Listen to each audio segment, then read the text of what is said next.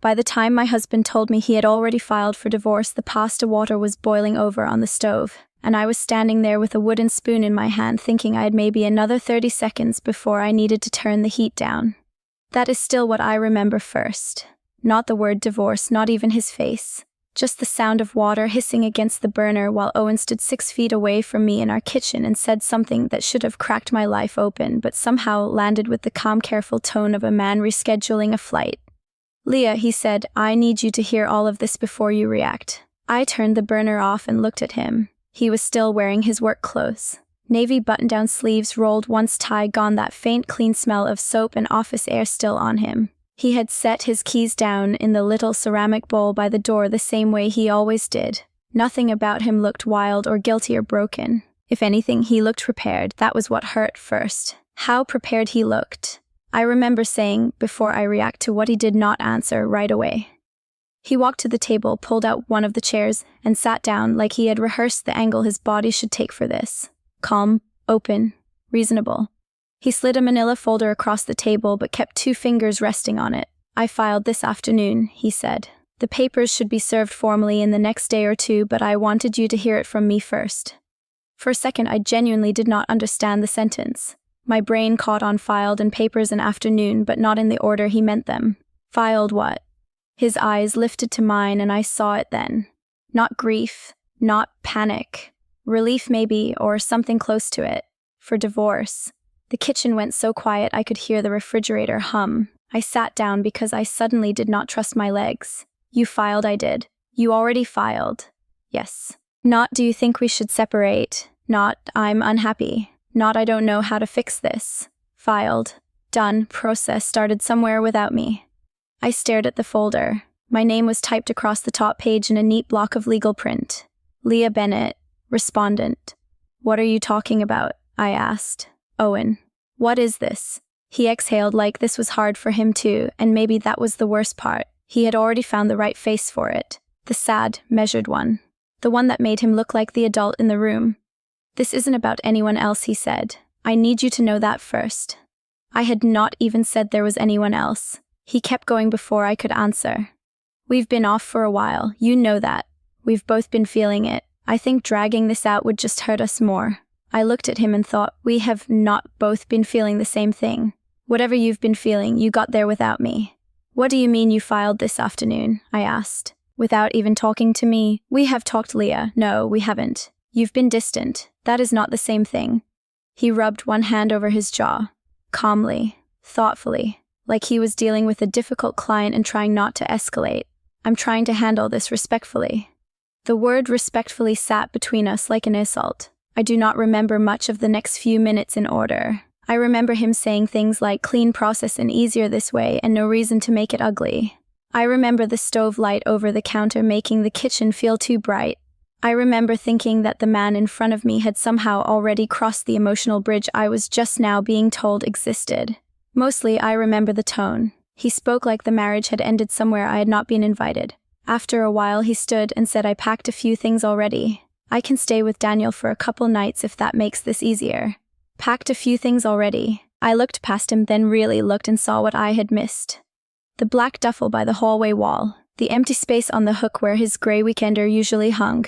The charger missing from his side of the bedroom outlet. Small absences. Quiet ones. The kind you can live beside for days before your mind lets them become meaning. "You packed before you told me." He paused just barely. I thought that might be best. Best for who I wanted to ask all. But even then, even with my throat burning, some stupid reflex in me was still trying to keep the room from becoming a scene. That had been our marriage more than I understood while I was inside it. Me absorbing discomfort before it had the chance to inconvenience him. He left a little after 8. He asked if I wanted him to leave the folder, or if I wanted space first, as if the damage might somehow be softened by good administrative manners. I told him to leave it. He nodded once, took the duffel, and said we should try to be kind to each other through this. When the door shut behind him, the duplex did not feel empty. It felt arranged. I walked through every room slowly, the way people do after an accident, checking for pieces of something they cannot yet name. In the bedroom, his top dresser drawer was half cleared.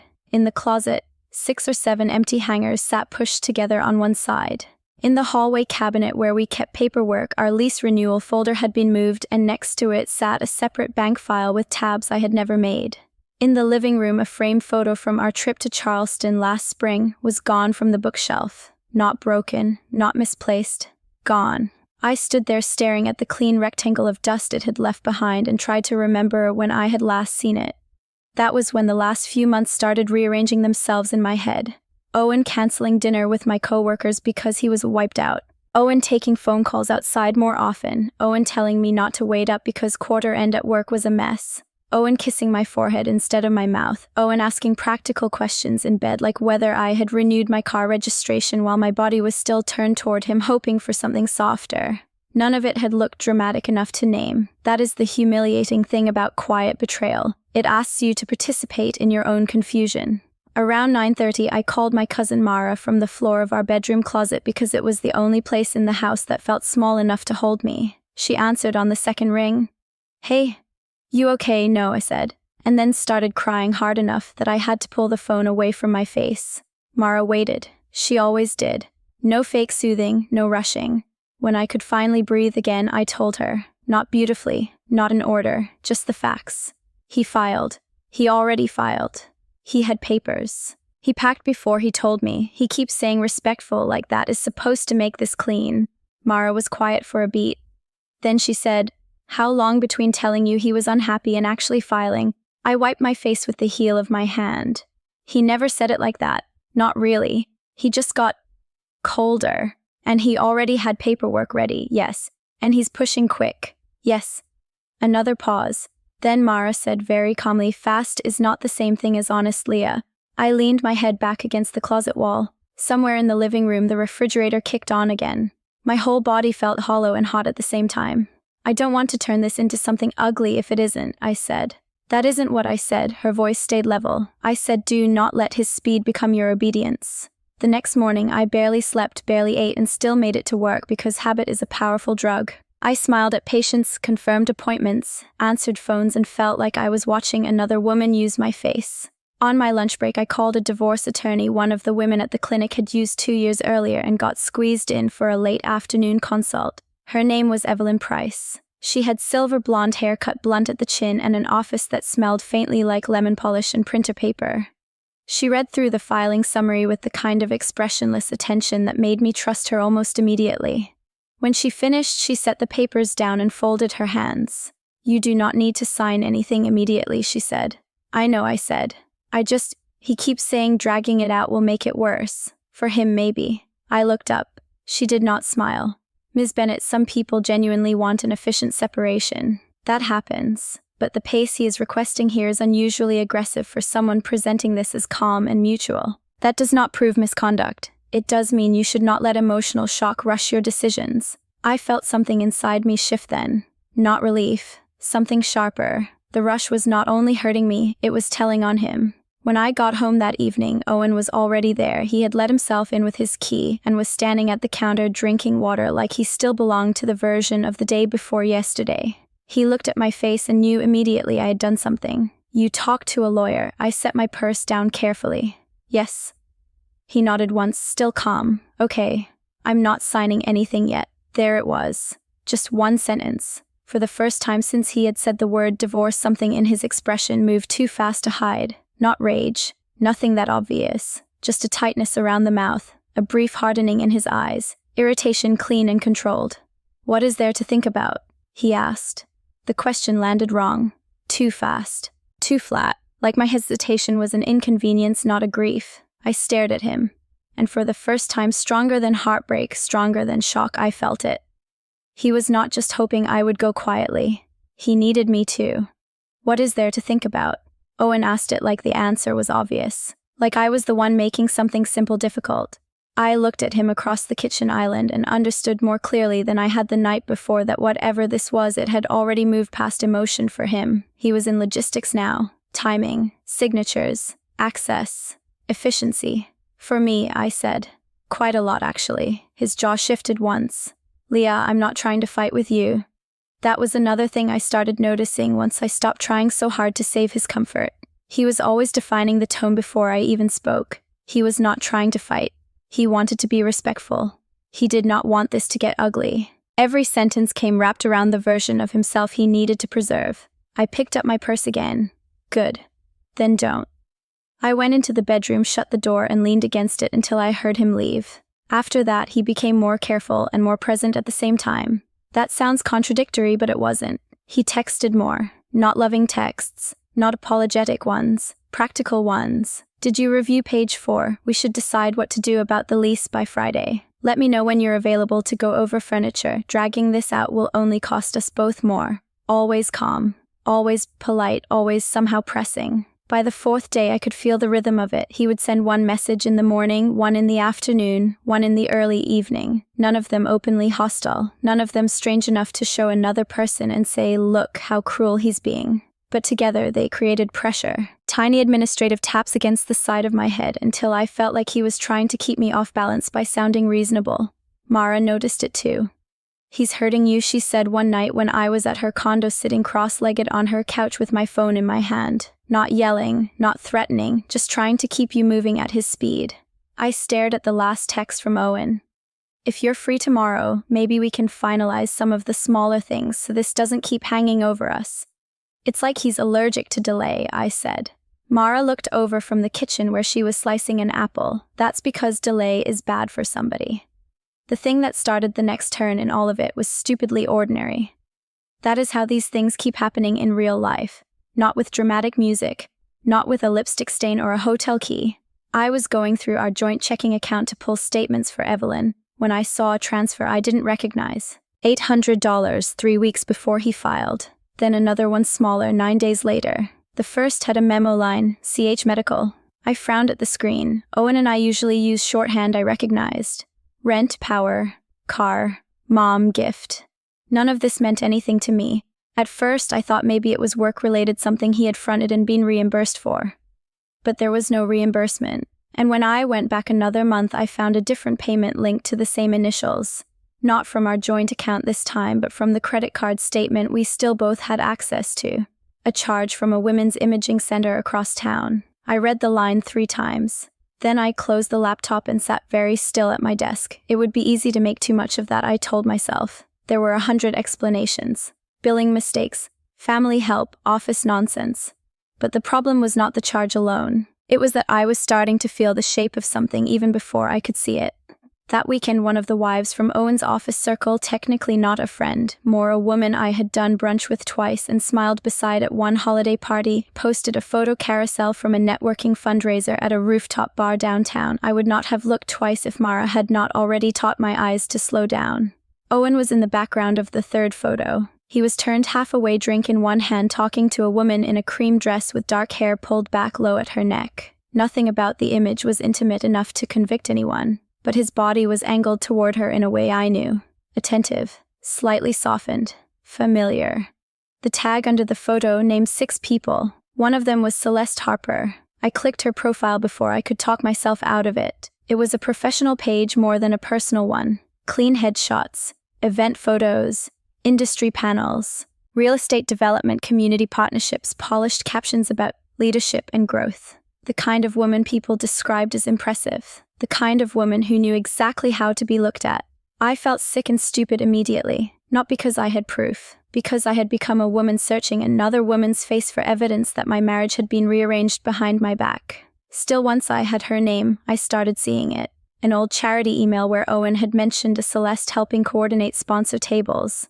A photo from a company holiday dinner in December where she stood 2 people away from him smiling at something outside the frame. A caption on someone else's LinkedIn post, thanking Owen Bennett and Celeste Hopper for their shared vision on a local development partnership. Shared vision. Maybe it meant nothing. Maybe it meant exactly what it looked like. The next week, Daniel Reeves called me. He did not text first. He called, which was somehow worse. I was in the clinic parking lot halfway through a protein bar I did not want when his name came up on my phone. I almost let it go to voicemail. "Hi," I said. "Hey, Leah." He sounded like a man who already regretted dialing. "I hope this isn't inappropriate." My whole body went cold. Why would it be? A pause. Car noise in the background. Then I heard from Owen that things are moving fast. Moving fast. Even then. Even through someone else's mouth, I said nothing. Daniel cleared his throat. I don't want to get in the middle of anything. I really don't. Then don't, I said, sharper than I meant to. Another silence. Then he said quietly, I think there are things you should probably know before you sign anything. I closed my eyes. We met that evening at a coffee shop in Green Hills, where nobody from Owen's office was likely to wander in. Daniel looked the way guilty, decent people always look when they have waited too long to do the right thing, slightly rumpled, over-explaining with their hands, unable to hold eye contact for very long. He kept saying he did not know everything. I believed him. That was part of what made him useful. What do you know? I asked. He looked down at his coffee. I know Celeste and Owen have been close for a while. The while hurt almost more than the close. How long is a while? He hesitated. Longer than the filing. My throat tightened. Did he tell people they were together? No. Not exactly, but there were assumptions. What kind of assumptions? He rubbed his forehead. That they were heading somewhere. That there had been overlap. That once everything was official, it would all kind of make sense. Official. Everything was official. Like I was just a legal condition slowing down a rollout. I kept my face still because I wanted him to keep talking. There was a dinner in January, he said. A few people from the office plus partners. Owen brought you up late like he wanted to make a point of it. Said you were swamped with family stuff and couldn't come. But later that night, he left with Celeste. January. In January, Owen had come home smelling like bourbon and smoke from the patio heaters downtown, kissed the top of my head and told me I would have hated the restaurant anyway because it was too loud. My stomach rolled. Daniel kept looking miserable. I'm not saying I handled any of this well. No, I said. You didn't. He nodded once, accepting it. Then he said the thing that broke the room in half. There's also talk she's pregnant.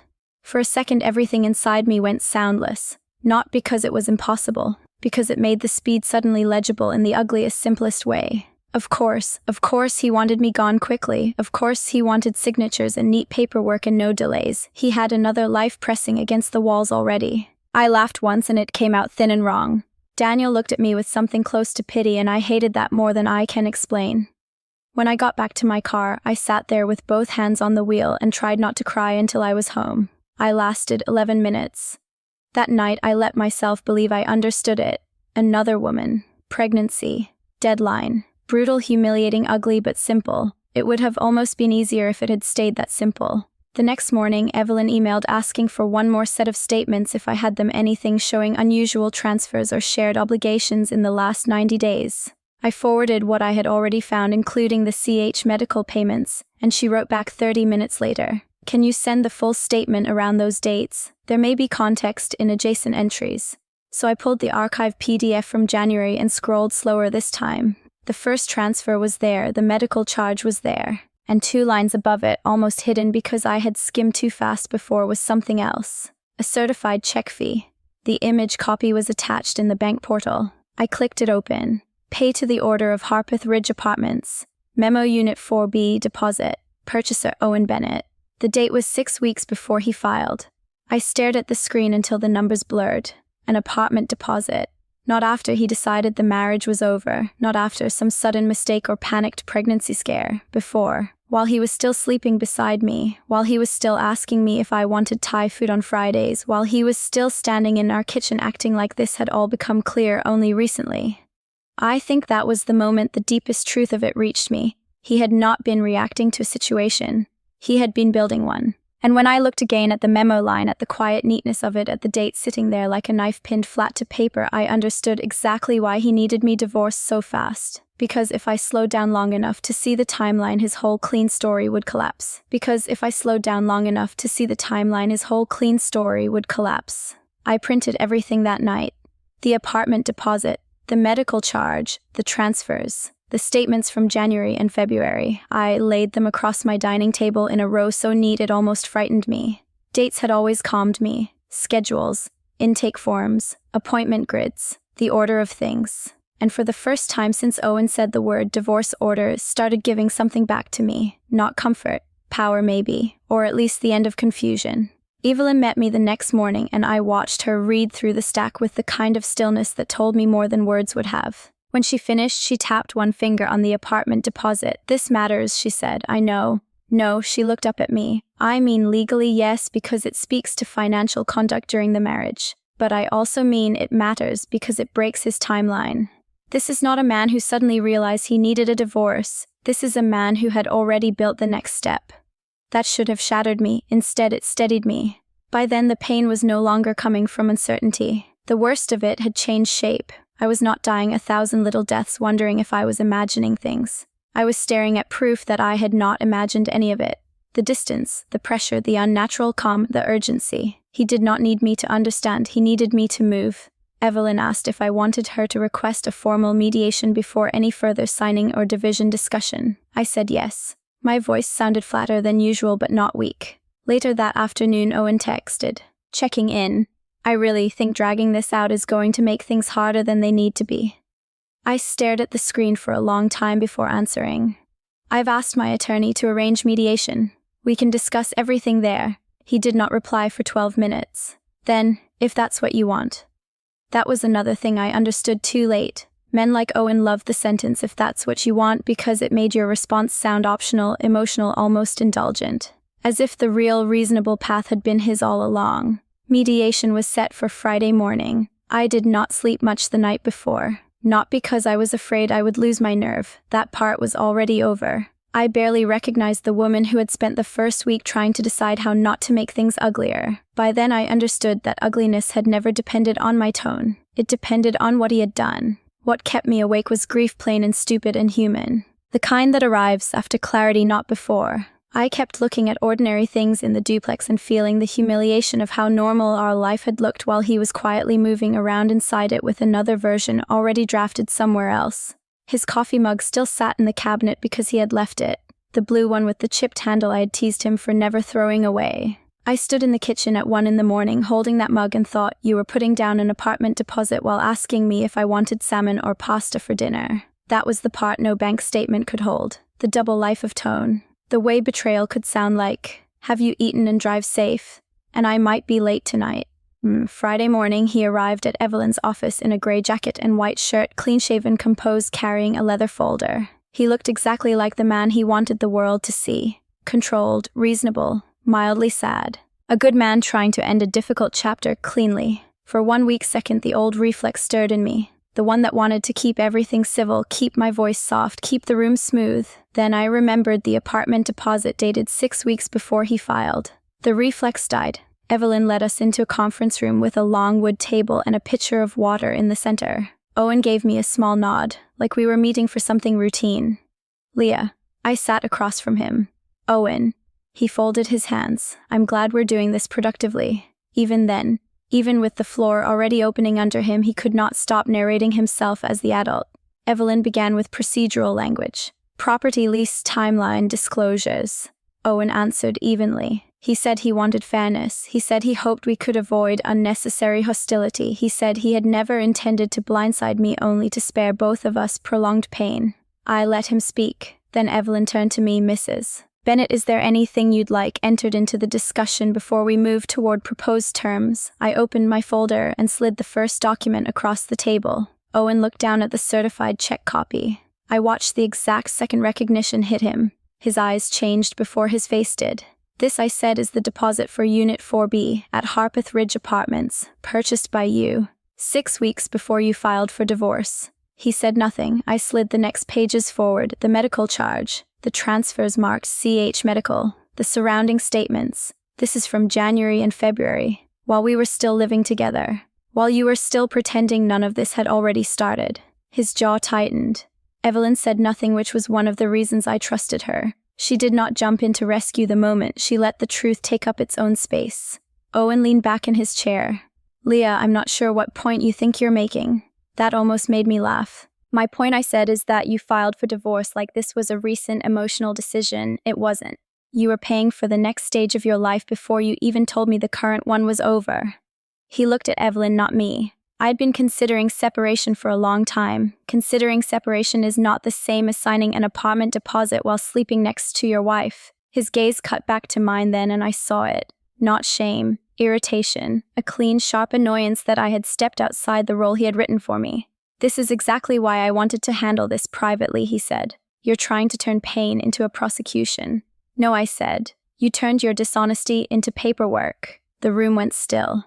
He exhaled through his nose. This isn't about another person. The lie was so old by then it almost sounded tired. I pulled out one more page. Not evidence from the bank this time. A printed email Daniel had sent after our meeting, brief and careful, confirming the January dinner and the assumptions inside the office about Celeste and Owen long before the filing date. I put it on the table. It is, I said. And even if it weren't, the overlap would still matter. He did not touch the page. I kept going because by then I understood something important. The power in that room was not in making him confess. It was in naming the truth clearly enough that his refusal no longer mattered. Celeste is pregnant, I said.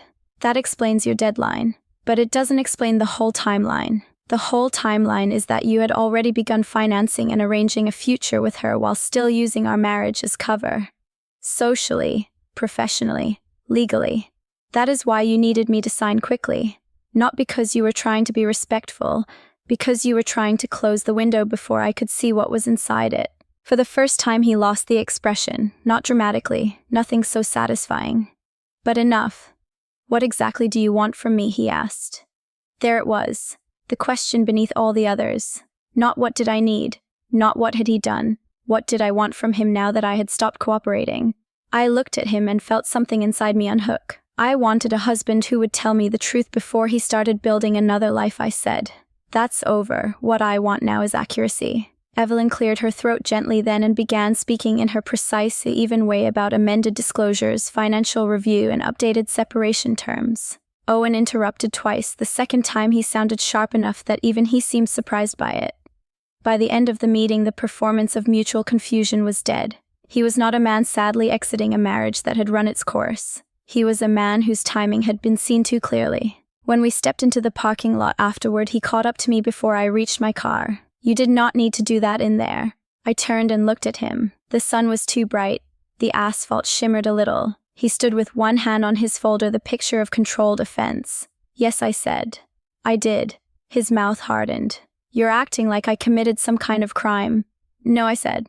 I'm acting like you wanted me to carry a lie because it made your life easier. For once, he had nothing polished ready. He looked tired then. Not remorseful, just tired in the way people look when the version of themselves they prefer has stopped working. I got into my car and shut the door before he could say anything else. The legal process did not become kind after that, but it became honest in the places that mattered. Financial disclosures widened. Certain dates stopped being vague. Certain expenses stopped being explainable. Owen and I did not have some final tearful reckoning where he confessed everything beautifully and I floated away healed. Real life almost never offers that. What it gave me instead was smaller and better. He could still move on, he could still become a father, he could still tell himself whatever story helped him sleep. But he could not do it while pretending he had handled me honorably. That part was gone. A week later I went back to the duplex alone to finish packing the rest of my things. The rooms looked larger, emptied out. Sadder too, not haunted, just stripped of the little daily habits that used to make them feel like proof of something solid. I wrapped dishes in newspaper, took the frame prints from the hall, cleaned out the bathroom drawer where I had once kept backup razors and hair ties and medicine for both of us, as if taking care of one life naturally meant tending the edges of another. When I reached the kitchen cabinet, I saw the blue mug still there. I stood with it in my hand for a minute, thumb resting on the chipped handle. Then I put it in the donation box. Not because I was above anger. I wasn't. Not because I was healed. I wasn't. But because I finally understood that I did not need to keep every object that had survived the lie, just because I had. By the time I carried the last box out to my car, the sky over Nashville had gone soft with early evening. The air was warm in that tired end-of-day way, and somewhere down the block somebody was grilling, the smell drifting faint and sweet across the street. I set the box in the passenger seat and stood there with my keys in my hand. That was the image I carried afterward. Not the bank statement, not the conference room, not even his face when he realized I knew. Just that moment, the weight of the keys, the warmth of the steering wheel, my own reflection dim in the car window, a life still bruised, still unfinished, still lonelier than I wanted, but mine again. And for the first time since he slid that manila folder across the kitchen table, I could feel the difference between being left and being erased. He had tried for the second one. He didn't get it.